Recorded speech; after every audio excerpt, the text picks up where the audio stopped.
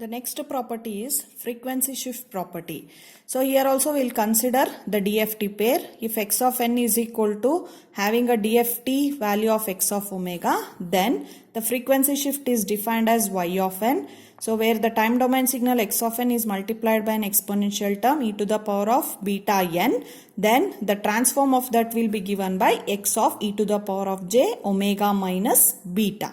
See here, since it's a frequency shift, the frequency domain signal is shifted in terms of frequency. Here, there in the time shift we add n minus n naught. So for the time domain signal here.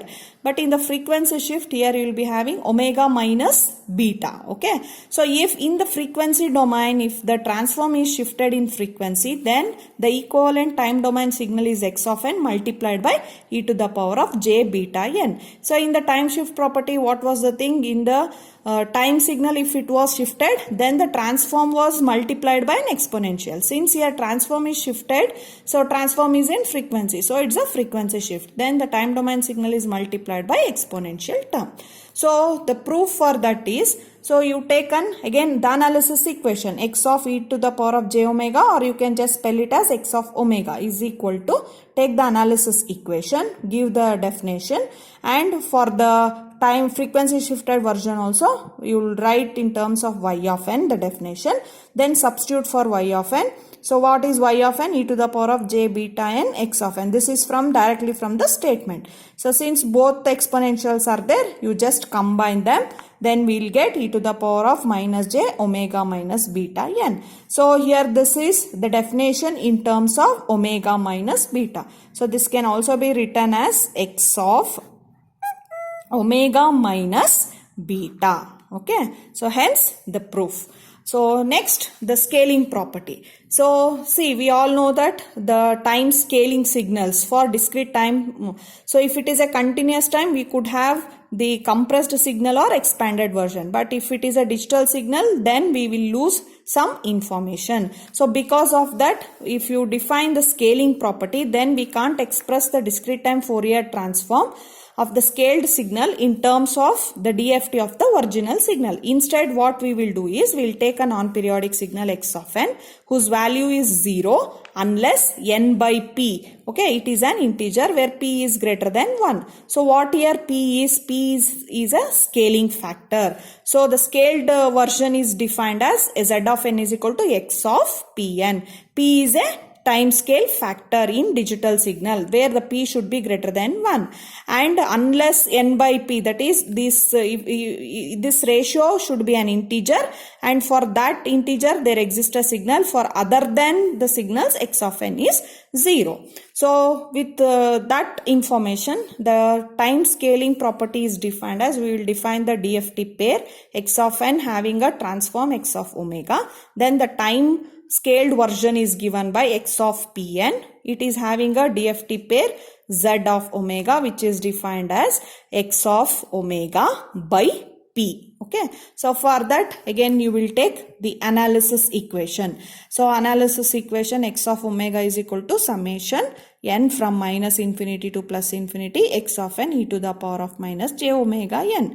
Now instead of this x of n, we will take the time scaled version x of pn. So for pn, you use substitution of variable, put pn is equal to m, then we'll give the definition, or we'll write the definition in terms of m. So then n will be equal to what? M by p. So wherever n is there, we will write in terms of m by p. That's what we have written here. So there was n e to the power of minus j omega n is there. So instead of n, you will write m by p. Okay.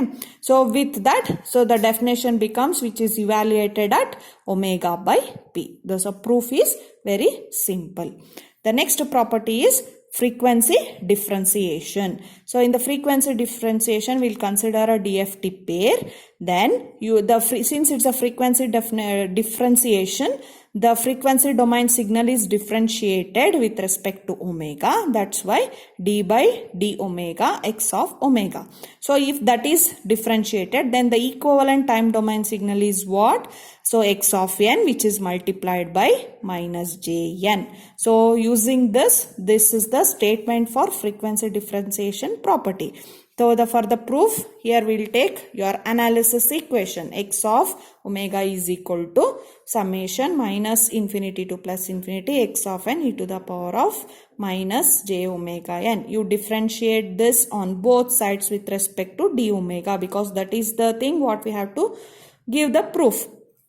So if you do the differentiation, so we'll get the values like that. I hope all of you know the differentiation. After doing the differentiation, it's just a exponential differentiation. So change the order of differentiation and summation. So after doing differentiation and doing the summation, changing the order of the summation, we can write the equation like this. See, the changing the order of differentiation and summation we also did in the continuous time Fourier series. The same thing. You all know that the differentiation of exponential is what? E to the power of x is e to the power of x only. Since we are differentiating with respect to x, the coefficient of x should be written. So here we are differentiating with respect to omega. So differentiation of this will be what? E to the power of minus j omega only. But what is the equivalent, that is the coefficients for omega here? Coefficients for omega here is minus j n. So that's why we should write those coefficients in the next step. Here you can see. So after the differentiation, so x of n is there, the coefficient for omega have written minus j n. So you just rearrange that, change the order of the summation, and we are at the final proof. Okay, and you compare that with your first analysis equation, and therefore minus j n x of n is equal to differentiation of its transform. Hence the proof. In the next video session, we will see some more properties. Thank you.